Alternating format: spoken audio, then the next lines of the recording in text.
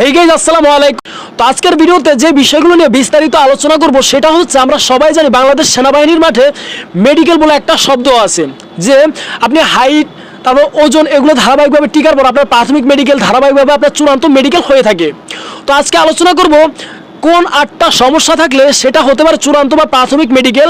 দুটা যে কোনো একটা মেডিকেলে যদি এই সমস্যাগুলো আপনাদের মতো লক্ষ্য করে, তাহলে আপনাদের সাথে কোনো রকম কম্প্রোমাইজ করবে না, সোজা আপনাদেরকে আনফিট বলে বিবেচনা করবে আর আপনাদের চাকরিটা হবে না। তো এখন বেশিরভাগ ক্ষেত্রে আমি যে প্রশ্নটা পেয়েছি, অনেকে বলেই থাকে যে ভাইয়া, বাংলাদেশ সেনাবাহিনীর চূড়ান্ত মেডিকেলে পুরুষদের অন্ডকোষে কি কি সমস্যা থাকলে তাদেরকে বাদ দেওয়া হয় বা আনফিট করা হয়। আরেকটা প্রশ্ন, যে আমাদের হাত 1 ইঞ্চির মতো কাটা বা 1 ইঞ্চি ছোট কাটা বা কতটুকু কাটা থাকলে আমাদেরকে নিবে না, বাদ দিয়ে দিবে। তো যদি আমি ক্লিয়ার করে ছোট্ট কনসেপ্টটুকু, তাহলে আমি বলবো যে এই সম্পর্কে যদি আপনি সার্চ করেন অনেক রকম ভিডিও পাবেন, যে অনেকের ধারণা যে 1 ইঞ্চির বড় হলে তাদেরকে নিবে না, 1 ইঞ্চি ছোট হলে তাদেরকে কম্প্রোমাইজ করবে। তবে প্রশ্নটা হচ্ছে এরকম, যে আপনার সাপোজ ক্ষুদ্র একটি কাটা দাগ, যেটা কিনা খুব একটা ক্ষত নয়, খুব স্বল্প বা ঝাপসা, বোঝা যায় না, কিংবা এমন জায়গায় যেটা প্রকাশ্যে নয়, তাহলে সেক্ষেত্রে সমস্যা হবে না। তবে একই ছোট্ট একটি দাগ যদি আপনার কপালে, আপনার গালে খুব ক্ষত অবস্থায় থাকে, মানে গর্ত হয়ে গেছে, দেখতেও খারাপ দেখা যায়, তাহলে সেটা কিন্তু বাদ দিয়ে দিবেন। তো আমি বলবো, অনেক ইউটিউবাররা শুধু বলেই যায় যে এটার জন্য সমস্যা হবে না, এটার জন্য সমস্যা হবে।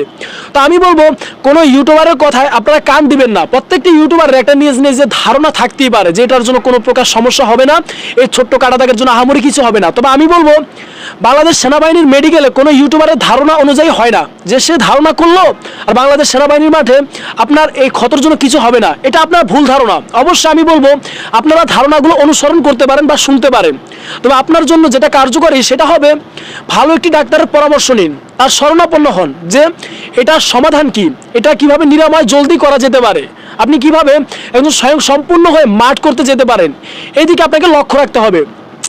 তো যাই হোক, কথা না বাড়িয়ে আজকে যে টপিক সেটা হচ্ছে, যে বাংলাদেশ সেনাবাহিনীর মাঠে যে মেজর 8টা প্রবলেম থাকলে আপনাকে কখনোই রাখবে না, সোজা আনফিট করে দিবে।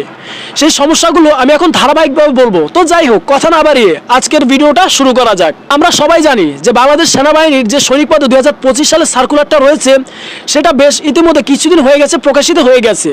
যে সমস্ত ছেলেমেয়েরা আগ্রহী তারা অবশ্যই সেখানে আবেদন করে ফেলছে।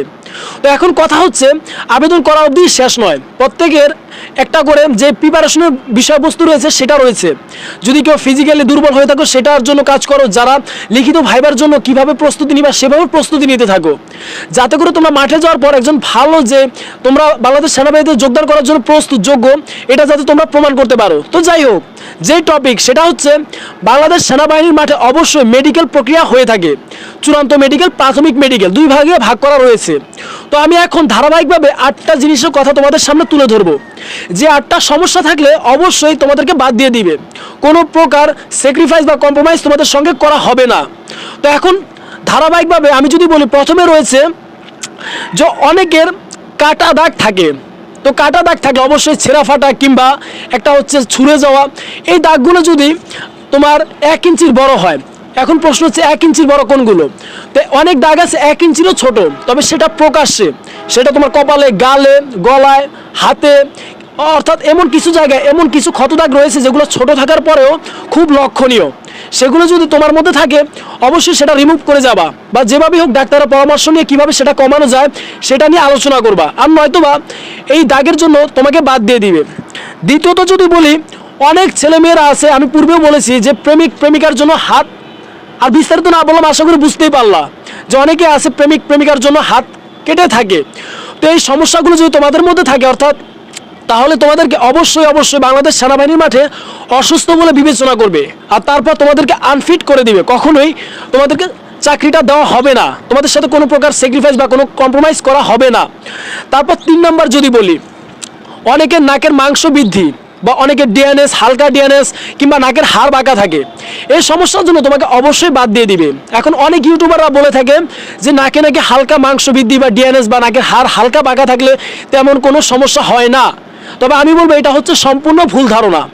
আমার দেখা অনেকে, যে সমস্ত ছেলেমেয়েদের নাকের মাংস বৃদ্ধি ছিল, নাকের ডিএনএস বা নাকের হাড় বাঁকা ছিল, তাদেরকে বাদ দিয়ে দিয়েছে, অর্থাৎ এটার জন্য কোনো প্রকার স্যাক্রিফাইস হবে না, সোজা আনফিট বলে বিবেচনা করা হবে। 4 নম্বর যদি বলি, আপনার শরীরে যদি কোনো প্রকার অর্থাৎ ত্বকে কোনো প্রকার চর্মরোগ জাতীয় কোনো সমস্যা, অ্যালার্জি টাইপ বা চুলকানি, এই সমস্ত দাঁত, এই সমস্ত জিনিসগুলো থাকে, অবশ্যই আপনাকে বাংলাদেশ সেনাবাহিনীর মাঠে অসুস্থ বা আনফিট বলে ত্বকের যে সমস্যা, এটা বলে আপনাকে আনফিট বলবে, আপনার চাকরিটা এর জন্য হবে না। তারপর 5 নাম্বার যেটা বলবো, চূড়ান্ত মেডিকেল। অবশ্যই যখন চূড়ান্ত মেডিকেল হয়ে থাকে তখন আপনার পাইলসের যদি কোনো সমস্যা থাকে, অর্থাৎ আপনার পিছনের রাস্তায় যদি কোনো প্রকার ঘা, চুলকানি বা কোনো পাইলসের কোনো সমস্যা থাকে, অবশ্যই এটার জন্য আপনাকে আনফিট বলে বিবেচনা করা হবে। আশা করি যাদের এই ধরনের পাইলসের সমস্যা রয়েছে, আপনারা জলদি ডাক্তারের শরণাপন্ন হবেন এবং এটা কিভাবে জলদি নিরাময় করা যায় এটার দিকে লক্ষ্য রাখবেন। তারপর হচ্ছে অন্ডকোষ। এখন আসা যাক এই বিষয় নিয়ে। অনেকের প্রশ্ন যে অন্ডকোষে কি কি সমস্যা থাকলে তাদের চাকরিটা হবে না। এখন অন্ডকোষ ছোট বড় অর্থাৎ কারো ক্ষেত্রে একটাও থাকতে পারে, এমনকি অনেকের অন্ডকোষে হাইড্রোসিল, এমনকি অন্ডকোষে যদি সিস্ট বা ভেরিকোসিল থাকে তাহলে তাদেরকে বাদ দিয়ে দিবে। এখন আমি যদি বলি বাংলা ভাষায়, যদি কারো অন্ডকোষে বা কোনো অ্যালার্জি টাইপ বা চুলকানি টাইপ বা গোটা গোটা জিনিস এরকম কোনো কিছু থাকে, বা কারো যদি অন্ডকোষ ছোট বড় আকারে ছোট বড় হয়ে থাকে, আবার যদি কারো একটা দুইটার জায়গায় একটা থাকে, তাহলে অবশ্যই তাদেরকে বাদ দেওয়া হবে। বড় দাগ থাকে, অবশ্যই সেটা আপনাকে আনফিট বলে বিবেচনা করার একটি যথেষ্ট কারণ হবে, সেটার জন্য আপনাকে অবশ্যই বাদ দিয়ে দিবে। এখন যদি কোনো মাধ্যমে আপনারা কাটাছিঁড়া দাগ যদি রিমুভ করতে পারেন, অবশ্যই সেটা আপনাদের জন্য ভালো প্লাস পয়েন্ট। আর যদি না হয় বা সেটা যদি লক্ষণীয় হয় বা ক্লিয়ারলি বোঝা যায় খুব গভীর একটা ক্ষত হতে পারে, এগুলোর জন্য আপনাদেরকে বাদ দিয়ে দিবে। তখন আমি যদি আবার শুরু থেকে বলি, তাহলে আমি এক চান্সই বলতে পারি, যদি কারো যদি কাটাছিঁড়ার সমস্যা থাকে, ঘা ফাঁসরা বা পাইলসের সমস্যা থাকে, যদি কারো অন্ডকোষে যদি আকার আকৃতিতে সমস্যা থাকে, পাইলস, এই সমস্ত যদি সমস্যা থাকে, তারপর হচ্ছে যদি কেউ যদি প্রেমিকা যদি অসুস্থ মস্তিষ্কে যদি কোনো কাজ করে থাকে, ভাই আমার কথা হচ্ছে, তুমি কি জন্য প্রেমিকার জন্য এসব করতে যাবা? নিজের হাতে নিজে কেন ক্ষত তৈরি করবা? দেখো, যে মানুষটা তোমাকে ছেড়ে চলে গেছে সে তো চলেই গেছে, অর্থাৎ এতে তো তোমার নিজের জীবন বা নিজের ক্যারিয়ার নষ্ট করার জন্য নিজের কোনো, আমি মনে করি না যে এটা তোমার কোনো ভালো একটি দিক। সে চলে গেছে, সে শুধুমাত্র তোমার জীবন থেকেই চলে গেছে, কিন্তু তুমি কি করলা? তার জন্য তুমি নিজের ক্যারিয়ারটা নিজের হাতেই শেষ দিলা। আজকে তুমি যার জন্য নিজের হাতে এসব ক্ষত তৈরি করলা, সে ঠিকই চলে গেছে, কিন্তু তোমার ক্যারিয়ার তুমি নিজে নষ্ট করছো, এটার জন্য তুমি নিজে দায়ী। অবশ্যই এসব করার কোনো কারণ নাই। তো সাপোজ আজকে যে বিষয়গুলো বললাম, তোমরা সব কিছুতে উত্তীর্ণ হলা, প্রাথমিক মেডিকেলে ধারাবাহিকভাবে টিকলা, হাইট উচ্চতা সব কিছু, অর্থাৎ উচ্চতা অনুযায়ী ওজন 2 হাঁটু লাগে না, অর্থাৎ সব কিছুতে টিকলা, কিন্তু ছোট ছোট কিছু ভুল, যেগুলো আমি আজকে 8টা কারণের মধ্যে বললাম, যদি এর মধ্যে যদি তোমাদের কোনো কারণ থেকে থাকে, অবশ্যই আমি বলবো তোমরা ডাক্তারের কাছে যাও, ভালো বিশেষজ্ঞের পরামর্শ নাও, লোকাল কোনো ফার্মেসিতে যেও না। কারণ লোকাল ফার্মেসিদের একটাই উদ্দেশ্য যে তাদের কাছে যদি এটা নিরাময় নাও থাকে, একটা হোমিও ক্যাপসুল দিয়ে ধরিয়ে দিবে, যেটা খেলে তোমাদের সমস্যার সমাধান হবে। এবং অনেক প্রমাণ পাইছি। তো অবশ্যই বলবো ভালো বিশেষজ্ঞের শরণাপন্ন হও, যেগুলোর মাধ্যমে তোমাদের এই সব সমস্যার সমাধান হওয়া সম্ভব। আর নয়তো বা তোমাদের যে স্বপ্ন ছিল, যে লক্ষ্য ছিল যে বাংলাদেশ সেনাবাহিনীর একজন গর্বিত সৈনিক হবা, সদস্য হবা, দেশ সেবায় নিজেকে নিয়োজিত করবা, অল্প বয়সে প্রতিষ্ঠিত হবা, ফ্যামিলির হাল ধরবা, সবারই একটা উদ্দেশ্য, সবারই একটা লক্ষ্য থাকে।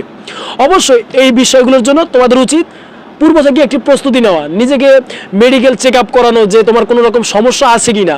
কারণ প্রত্যেকটা ছেলে মেয়ে স্বপ্ন যদিও এটা, তবে তারা পূর্ব থেকে কোনো প্রস্তুতি নেয় না, আবেদন করছে, অ্যাডমিট কার্ড বের হয়েছে, জাস্ট এ পর্যন্তই কাগজপাতি ঠিক করছে।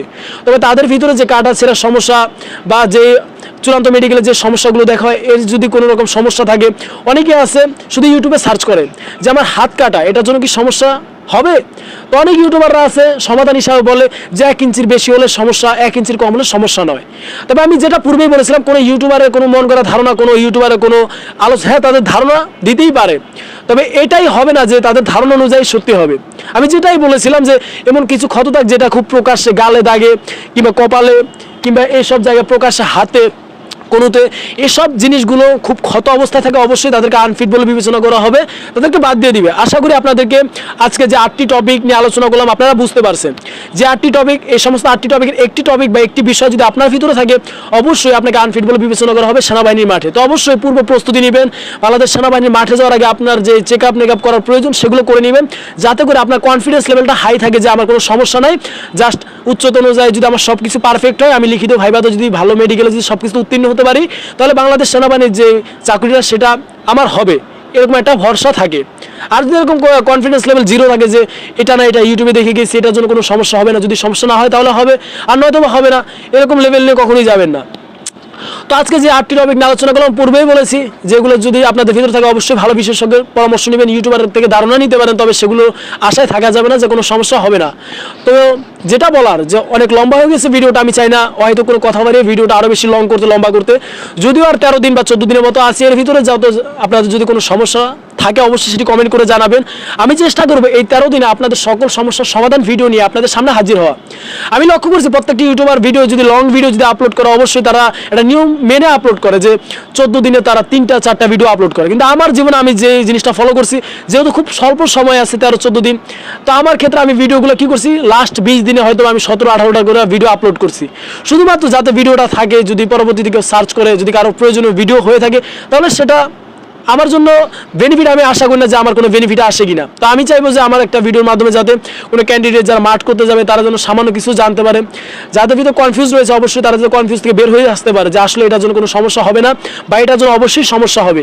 তার জন্য আর 13 দিন আছে, আপনাদের যদি কোনো প্রকার সমস্যা থাকে অবশ্যই সেটা কমেন্ট সেকশনে জানাবেন, আমি অবশ্যই পরবর্তী আপনাদের সমস্যার সমাধান ভিডিও নিয়ে ইনশাল্লাহ আপনাদের সামনে হাজির হব। আর যেটা বলার, আমার ভিডিওগুলো যদি আপনাদের কাছে হেল্পফুল মনে হয় বা যদি মনে হয় যে ভিডিও থেকে আপনারা কিছু শিখতে পারছেন, জানতে পারছেন, অবশ্যই বলবো আপনারা চ্যানেলটা সাবস্ক্রাইব করে বেল আইকনটা অন করে পাশেই থাকবেন, যাতে করে এই ধরনের নিত্য নতুন ডিফেন্সটা ভিডিও আপলোড দেওয়ার সাথে সাথে আপনার নোটিফিকেশন বাড়ে, ভিডিওর নোটিফিকেশন চলে যায়, আপনারা ভিডিওটি দেখার সাথে সাথে উপকৃত হতে পারেন। আর যেটা বলবো আজকের ভিডিওটা প্রত্যেকটা ছেলেমেয়ের জন্য অনেক বেশি গুরুত্বপূর্ণ, কারণ মেডিকেল অনেক ছেলেমেয়েই বাদ হয়ে যায়, তাদের ফিটনেস ভালো থাকে বাট তারা মেডিকেল অনেক বেশি খারাপ হয় বা টুকিটাকি ভুলের জন্য বা টুকিটাকি সমস্যার জন্য তাদেরকে আনফিট বলে বিবেচনা করা হয়, আর এখানেই তাদের যে স্বপ্ন লক্ষ্য যেটা ছিল তারা মাটি যাওয়া হয়। তো আশা করি আজকের ভিডিওটা লম্বা না বানাই, আপনারা পরবর্তী ভিডিওর জন্য অপেক্ষা করবেন, আপনাদের সমস্যার সমাধান ভিডিও নিয়ে আসা অবধি আপনারা সবাই ভালো থাকবেন, সুস্থ থাকবেন, আপনারা আমার জন্য দোয়া করবেন। আসসালামু আলাইকুম, আল্লাহ হাফিজ।